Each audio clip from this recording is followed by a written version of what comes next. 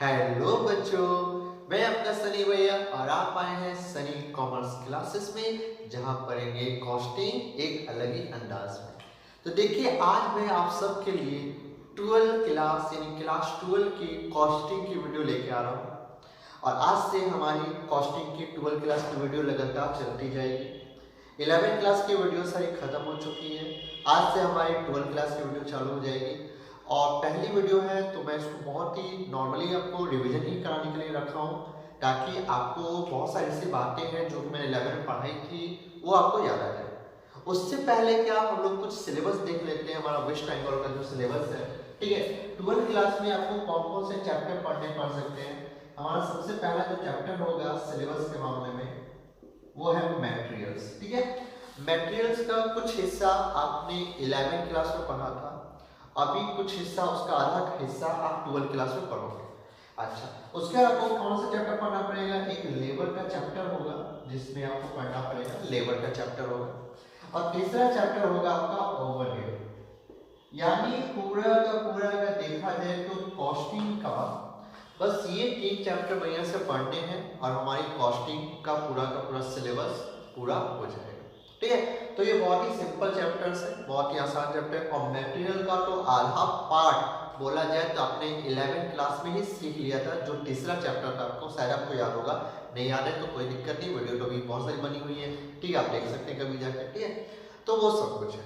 ठीक है, तो दिक्कत कुछ नहीं है, बस बहुत ही आसान चैप्टर है, मैं यही बोलूंगा। और बस 3 चैप्टर है जो चुटकी में आराम से खत्म हो जाएंगे सारे चैप्टर। बस आपको मन लगे सुनना है, देखना है, समझना है और खुद से भी पढ़ना है, और हमारा सब कुछ टॉपिक पूरा हो जाएगा। ठीक है, तो चलिए आज की वीडियो स्टार्ट करते हैं। हमारा 12 क्लास की पहली वीडियो है, ध्यान से देखिएगा कि क्या है। जस्ट रिवीजन करा रहा हूँ मटेरियल से जुड़ी बातें। तो हमारा स्टार्ट करते हैं कॉस्ट अकाउंटिंग क्लास 12, चैप्टर का नाम है मटेरियल्स। और मटेरियल्स हम लोग किस टॉपिक से स्टार्ट करने वाले हैं? Store ledger and methods of pricing material issue. ठीक है, इस चैप्टर से स्टार्ट करने वाले हैं। तो आज हम लोग सिर्फ मटेरियल्स के बारे में थोड़ा जानेंगे। प्राइसिंग ऑफ मटेरियल इशू इसको हम लोग अगली वीडियो में देखेंगे बहुत ही ध्यान से कि कैसे किया जाता है। ठीक है, तो स्टार्ट करते हैं शुरुआत से मटेरियल्स। मटेरियल्स का मतलब क्या? तो याद करो, मैंने आपको बताया था मटेरियल्स का मतलब वो सब्सटेंसेस होते हैं जिनका यूज करके आप रॉ मटेरियल को फिनिश गुड्स में बदलते हैं। यानी ऐसे हो सकता है कि मटेरियल्स वो सब्सटेंस है जिनका यूज करके आप फिनिश प्रोडक्ट बनाते हो, यानी कुछ तो बनाते हो। जैसे देखो ये कलम बनी है, तो कलम जो बनी है इसमें जरूर कुछ तो लगा होगा, कुछ एलिमेंट्स कुछ सब्सटेंसेस लगे होंगे जिनको यूज करके हमने क्या कि एक फिनिश प्रोडक्ट का निर्माण किया है। ठीक है, प्रोडक्ट बनाया है, ये मटेरियल्स कहलाते हैं। अब मटेरियल्स कितने तरह के थे? तो डायरेक्ट मटेरियल और इनडायरेक्ट मटेरियल। डायरेक्ट मटेरियल का मतलब होता है वो मटेरियल जिसको आप प्रोडक्ट के साथ बोला जाए आइडेंटिफाई कर सकते हो, एलोकेट कर सकते हो, वो आपका कहलाता है डायरेक्ट मटेरियल्स।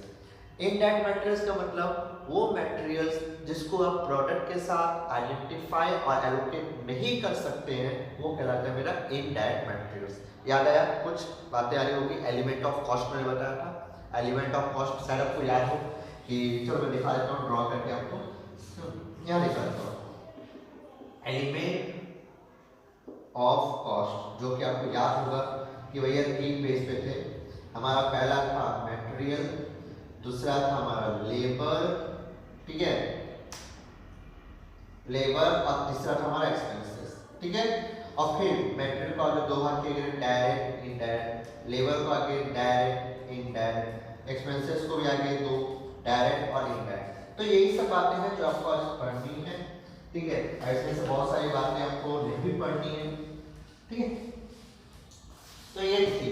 तो देखो हमें पढ़ना है मटेरियल से जुड़ी बातें, फिर एक चैप्टर आएगा आपका लेबर, लेबर से बारे में बातें पढ़ेंगे। सही, तो ये आपको याद होना चाहिए। ठीक है, अच्छा आगे बढ़ते हैं हम लोग क्या कि मटेरियल्स को रिकॉर्ड करना, मेंटेन करना पड़ेगा। तो मेंटेन करने के लिए दो चीजों का यूज किया जाता है। देखो, they are 2 records to maintain for material. Materials को रिकॉर्ड करने के लिए कुछ बातें थी, 2 बातें होती जो रिकॉर्ड्स करते हैं, जिसके माध्यम से रिकॉर्ड कर सकते हैं। पहला था बिन कार्ड, दूसरा था स्टोर लेजर। बिन कार्ड का मतलब क्या? मैंने आपको बताया बिन कार्ड के द्वारा हम लोग क्या करते हैं, मटेरियल्स की रिकॉर्ड बनाते हैं, जिसमें हम लोग क्या करते हैं, कितना माल रिसिप्ट हुआ, कितना माल हमने इशू किया, कितना माल बैलेंस पड़ा है, ये जिसको रिकॉर्ड करें सिर्फ क्वांटिटी को, इसमें क्वांटिटी सिर्फ रिकॉर्ड होने की। तो ये हमारा पेन कार्ड था। स्टोर लेजर क्या था, शायद को याद होगा कि स्टोर लेजर एक लेजर फॉर्म होता था जिसमें भी उसमें भी कितना माल रिसिप्ट हुआ, कितना माल हमने इशू किया, कितना माल हम बैलेंस पड़ा। लेकिन इसमें एक बात ठीक है, इसमें रुपीस के साथ क्वांटिटी या जो बोलो क्वांटिटी के साथ साथ ये वैल्यू भी बताता था, इसको हम लोग स्टोर लेजर बोलते थे। तो डेफिनेशन रखी हुई है आपके सामने, चलो पढ़ते हैं। Store ledger is a record in ledger form of the store purchase issue and hand at any time showing both quantities and value। Store laser क्या है, एक लेजर का फॉर्म होता है जिसमें कितना माल खरीदा यानी कितना माल परचेज किया, कितना माल मैंने इशू किया, कितना माल में बैलेंस पड़ा है, ये क्वांटिटी के साथ वैल्यू के साथ हमें दिखाता है। ये हमारा फॉर्म कहलाता है लेजर यानी स्टोर लेजर फॉर्म। ठीक है, हमने बिग कार्ड के बारे में 11 पढ़ा था। स्टोर लेजर की चीजें हम लोग 12 में बनाना सीखेंगे कि स्टोर लेजर कैसे बनाया जाता है। जैसे बहुत से आपको मेथड देखने को मिलेंगे, FIFO मेथड, LIFO मेथड, ठीक है, simple average method, weighted average method, ये सारा कुछ आपको इसमें देखने को मिलेगा। ठीक है, ऐसे मैं बोला कुछ इससे आपने 11 में सीखे हैं और कुछ अभी 12 में सीखने चाहोगे। अच्छा, आपको याद होगा कि बिग कार्ड और स्टोर लेजर को अगर इसमें कुछ भी डाटा को जब रिकॉर्ड कर रहे थे, कोई भी इन्फॉर्मेशन, तो कुछ बेसिक डॉक्यूमेंट्स की जरूरत पड़ी थी। उन बेसिक डॉक्यूमेंट्स के आधार पर हम लोग क्या कर रहे हैं, इसको रिकॉर्ड कर रहे हैं। वो बेसिक डॉक्यूमेंट्स क्या थे, चलो मैं आपको बता देता हूँ फिर से। Some documents are required for bin card and store ledger. ठीक है, तो सबसे पहला था bill of material. Bill of material का मतलब क्या था, किसी प्रोडक्ट को बनाने के लिए जो जो मटेरियल्स की जरूरत पड़ती थी उनका जो एक शेड्यूल, एक लिस्ट बनती थी, वो आपका क्या था, बिल ऑफ मटेरियल के नाम से जाना जाता था। ठीक है, याद आ रहा आपको? अच्छा, गुड्स रिसीव्ड नोट। अब गुड्स रिसीव्ड नोट का मतलब क्या था, तो गुड्स रिसीव्ड नोट का मतलब था क्या कि जब भी स्टोर में माल आएगा, हमारा स्टोर में जब भी माल आएगा तो उस वक्त एक नोट बनाना पड़ता है जिसको हम लोग क्या बोलते थे, गुड्स रिसीव्ड नोट के नाम से जानते थे। अगला मैंने कहा था store requisition note. Store requisition note का मतलब क्या था कि जब भी वर्कशॉप में अगर कोई भी काम मतलब कोई भी मटेरियल का जरूरत पड़ रहा तो उन्हें मैं वर्कशॉप को यानी जहाँ पे काम चल रहा है वहां से एक डॉक्यूमेंट बना के क्या भेजना पड़ रहा है, स्टोर में भेजना पड़ रहा, ताकि स्टोर डिपार्टमेंट जो बंदा बैठा हो वो क्या कर रहा है, माल को ऐसे छोड़ पाए, इशू कर पाए। ठीक है, तो उसके लिए जो डॉक्यूमेंट की जरूरत पड़ती थी वो कहलाता था स्टोर रिक्विजिशन नोट नंबर कहलाता था। Material return note. अब कभी कभी ऐसा होता था कि वर्कशॉप यानी जहाँ पे काम चल रहा था, जॉब जहाँ पे काम चल रहा, वहाँ पे जब एक्सेस माल हो जाता था तो उस माल को वो क्या करता था, स्टोर में वापस कर रहा था। तो जब स्टोर में वापस करता था तो उसके साथ वो एक डॉक्यूमेंट के लगा के, एक डॉक्यूमेंट के साथ माल को वापस कर रहा था प्रूफ के लिए, वो हमारा क्या कहलाता है, मटेरियल रिटर्न नोट के नाम से जाना जाता था। अगला है मटेरियल ट्रांसफर नोट।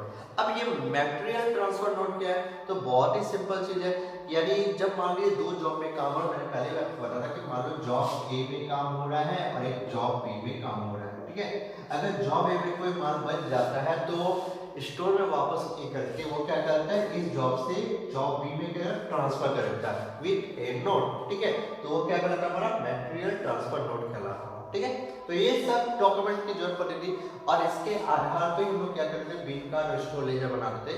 ठीक है, सब कुछ करते थे। अच्छा, अब थोड़ी सी बातें और करवा देता हूँ आपको कि प्राइस ऑफ इशू। देखो हमारा ये स्टोर है, ध्यान से समझिएगा, ये हमारा स्टोर पड़ा हुआ है, स्टोर में हमारे बहुत सारा माल पड़ा हुआ है। ठीक, अब क्या हुआ कि हमारा मान लीजिए जॉब ए में, यानी मान लीजिए जॉब ए है और जॉब ए में कुछ मटेरियल को इशू करना है, तो स्टोर में जब माल आता है तो माल भी अलग अलग क्वांटिटी का, अलग अलग रेट का आता है। ठीक है, मान लीजिए पहला वाला मेरा माल 3 रुपए का रेट से आया हुआ है, अगले कुछ माल मेरा 4 रुपए का रेट से पड़ा हुआ है, कुछ माल मेरा 2.5 रुपए का रेट वाला पड़ा हुआ है। ठीक है, इस तरह के मेरा माल का एक पूरा भरा हुआ है स्टोर में। ठीक है, अब जब भी हम किसी भी जॉब में जब माल को इशू करेंगे स्टोर से, तो दिमाग में ये रहता है कि हम कौन सा माल को इशू पहले करें। ठीक है, कि 3 रुपए वाला इशू करें, कि 4 वाला इशू करें, कि 2.5 वाला इशू करें, ये हमेशा दिमाग में चलता है कि कौन सा मटेरियल को पहले इशू करना है, कौन सा बाद में करना है, किसमें भी मेरा फायदा है, किसमें नहीं। ये सब टॉपिक जो होता है, जो हम लोग पढ़ेंगे आने टाइम में, वो कहलाता है प्राइसिंग मटेरियल इशू। ठीक है, यानी कौन से मेथड से, अगर बोला जाए तो कौन से मेथड से मुझे क्या मटेरियल को इशू करना चाहिए जॉब में बनने के लिए। ठीक है, कोई प्रोडक्ट को बनाने के लिए। तो ये सब हम लोग क्या करेंगे, अगले वीडियो वीडियो में आराम से पढ़ेंगे। ठीक है, आज के लिए मैंने ज़्यादा बड़ी वीडियो नहीं बनाई है इस वजह से, क्योंकि ये छोटी सी वीडियो ही आपके लिए काफ़ी होनी चाहिए, क्योंकि जस्ट आज रिवीजन था। ठीक है, रिवीजन मैंने अपने तरफ से करा दिया। और भी अगर आपको याद हो तो सेंट्रलाइज डिसेंट्रलाइज भी मैंने आपको बताया था। सेंट्रलाइज मतलब कि आपको पता होगा कि जब पूरा एक ही स्टोर बनता है, उसी स्टोर से हर जगह माल जाता है, सेंट्रलाइज कहलाता है। और जब हर एक जॉब के लिए अलग अलग स्टोर बनाते हैं तो उसको डिसेंट्रलाइज बोलते हैं। फिर हमने पढ़ा था मटेरियल कंट्रोल। ठीक है, मटेरियल कंट्रोल करके भी एक टॉपिक हमने पढ़ा था 11वीं क्लास में। ये सब जस्ट आपको रिवीजन करा रहा हूं आपके लिए। तो मटेरियल कंट्रोल बोल के पढ़ा था कि जिसमें मटेरियल में जब कंट्रोल बनाया जाए, यानी कितना माल खरीदना है, कितना माल इशू करना है, ओवर स्टॉकिंग ना हो जाए, अंडर स्टॉकिंग ना हो जाए, किसी वेस्टेज ना हो जाए, ये सब पर कंट्रोल बना देते तो हमारा मटेरियल कंट्रोल कहलाता था। ठीक है, तो ये सब कुछ आपने 11 में पढ़ा भी है काफी कुछ। और अब अगली वीडियो से एकदम 12 में बाकी हमें पढ़ना है क्या, मटेरियल को किस तरह से इशू करना है, जॉब के लिए कौन से प्राइस पे इशू करना है, ये सब कुछ हम लोग अगली वीडियो में पढ़ने जाएंगे। ठीक है, तो आज की वीडियो छोटी सी है, काफी है। इसके बाद अगली वीडियो से हम लोग बारीकी से पढ़ना स्टार्ट करेंगे, तो किसी को डाउट नहीं होना चाहिए। और आज से याद रखना 12 क्लास की वीडियो चालू हो रही है। इसे जिन लोगों ने अभी तक यूट्यूब चैनल को मेरे सब्सक्राइब नहीं किया है वो जल्द से जल्द यूट्यूब चैनल को सब्सक्राइब कर लीजिए और बेल आइकन को दबाना बिल्कुल भूलिएगा नहीं। और वीडियो पसंद आ रही हो तो लाइक देना बिल्कुल मत भूलिएगा, क्योंकि आज से याद रखना 12 क्लास की वीडियो चालू हो चुकी है। ठीक है, तो कंटिन्यू कर देंगे इसको आगे वीडियो को। चलिए मिलते हैं फिर बहुत ही जल्द। टाटा टाटा बोलने से मैं बोलूँगा अलविदा करने वक्त हो चुका है। ठीक है, तो tata bye bye, see you, good night, सबा खैर, शुभ रात्रि, थैंक यू। आप फिर मिलते हैं।